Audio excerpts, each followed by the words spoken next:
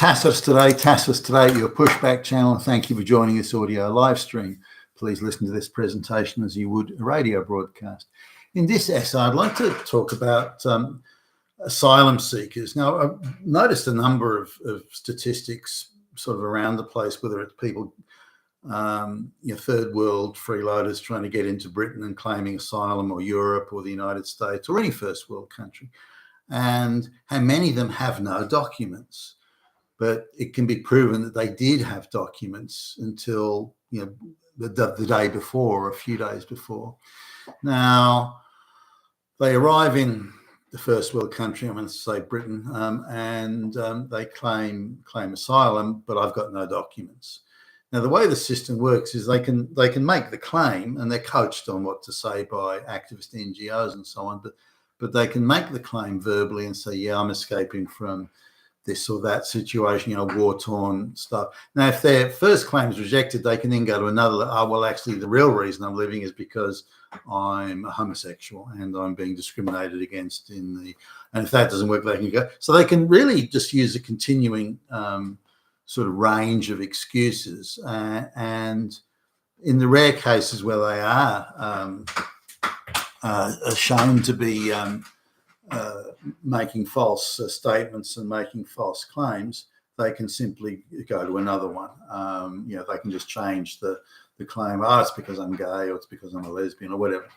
So, but the burden of proof in the way the system's currently working, the burden of proof supposedly is with the first world country. So if someone ponies up to the border and says, I'm claiming asylum, the state has to prove that they're not legitimate asylum seekers.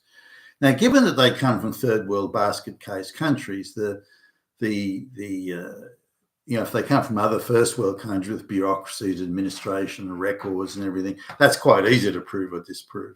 But if they come from a third world country that's a basket case, then records and things don't exist.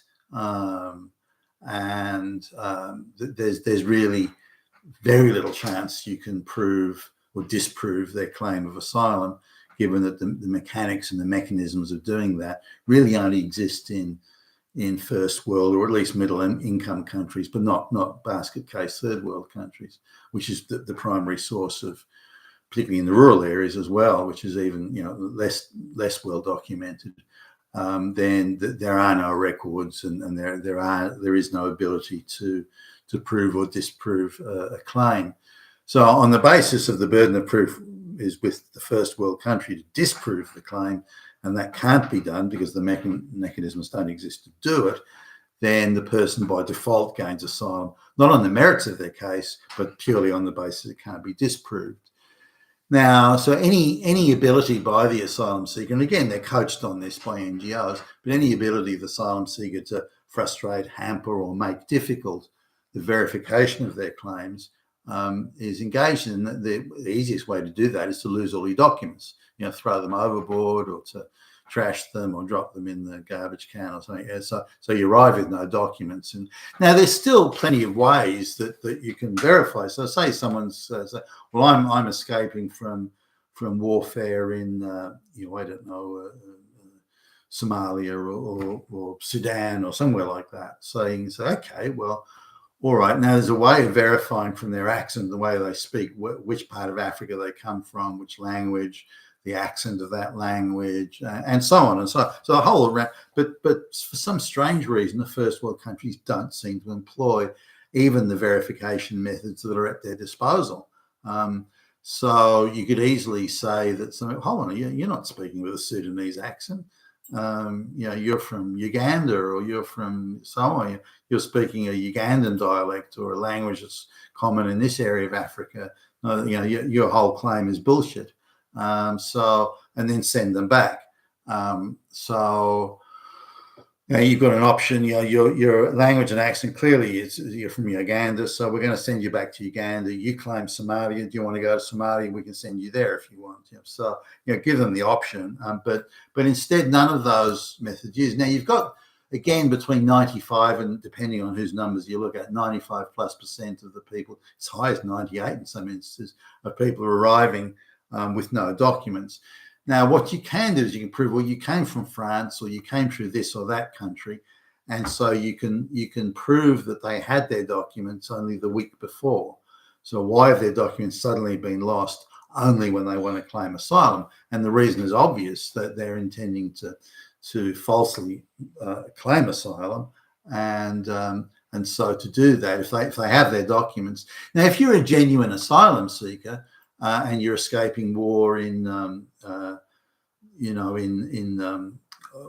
I don't know, Sudan or somewhere like that in Africa, then you should have your documents with you, because you can prove. So, well, look, here's my Sudanese documents.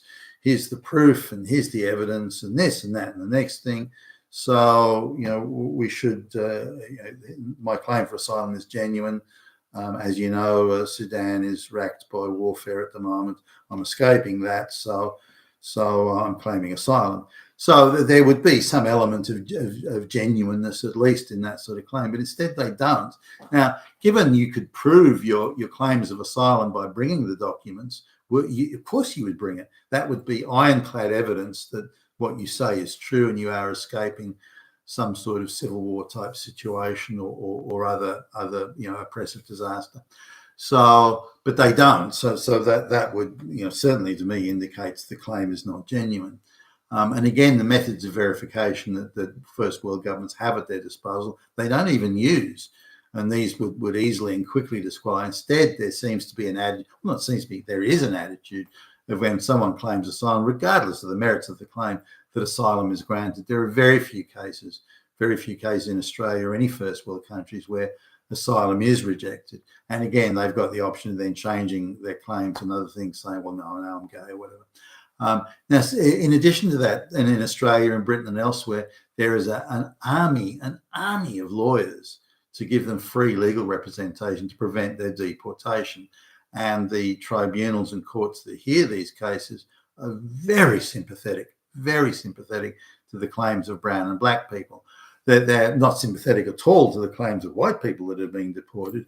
There are people that have come to Australia, as an example. People who come to Australia as children with their families when they're like 5 years old, and then when they're 45 or something, they commit some crime, whether in prison for greater than 12 months, and the authorities are quicker than greased lightning to jump on these white people and deport them back to Europe or Britain or wherever they came from white countries. So they're very keen and eager and quick off the mark to deport white people.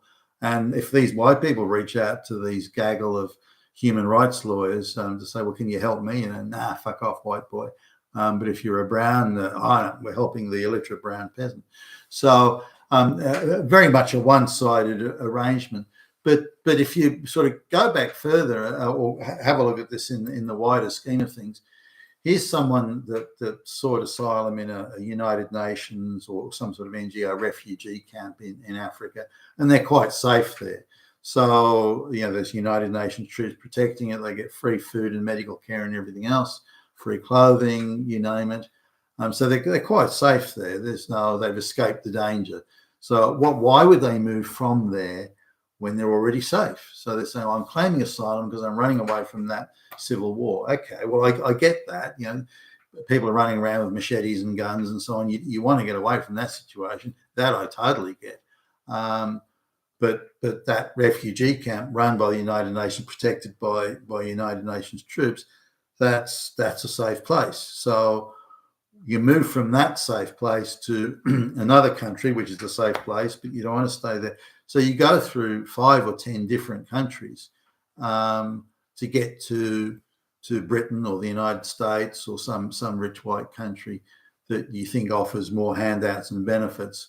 You're aided and abetted by the globalist NGO network and by people smugglers and this sort of thing through scam labour hire organisations where you're effectively an indentured slave for goodness knows how long, because they paid the people smugglers to get you there, and all these sorts of terrible things going on. But the first world countries don't even make an attempt to stop this or to verify asylum claims.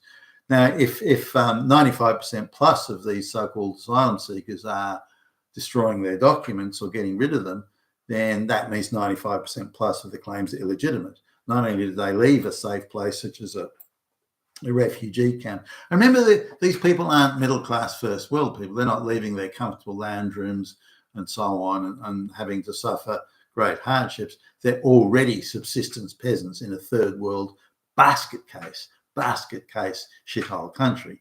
So the refugee camp where they get free medical, dental and food and everything is already like a nirvana. So they're not escaping oppression and hardship at all.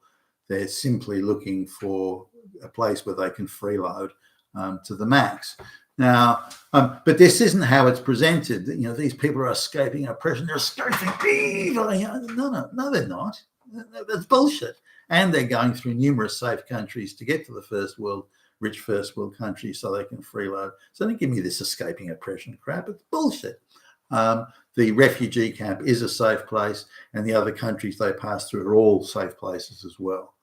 But this comes, if you look at the amount of, looking now at the Donald Trump becoming president, that if there's any sort of rigor, even modest amounts of rigor that's applied to asylum claims for people claiming asylum in the US, and this can be them punning up to the border and claiming asylum, or say things like tourist visa overstays and so on, those sorts of things, then a tiny percentage of those people, would actually be accepted as genuine asylum seekers, and the burden of proof has to be back on them. You have to prove that you're, if you left a safe refugee camp, no, you're not getting. If you pass through even one other safe country, no, you're not an asylum seeker. Sorry, and just to send them back. So look, we'll send you back to your country of origin. It's far cheaper to send these people back than it is to go through lengthy asylum claims. In any government money or indirect money or charity money that's being used by activist NGO lawyers to represent these people has to be cut off immediately.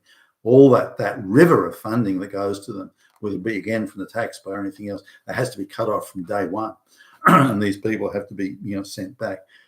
Those who have a genuine claim, then fine, then good. There are people around that have a genuine claim, and their claim should be considered on merit, and that's only right. But the freeloaders, no, they have to be sent back, and there has to be rigor introduced into evaluating asylum claims, and the burden of proof must be on the asylum seeker, not on the first world state to repudiate it. You've been attached to the Stay Your Pushback channel. Thank you for listening.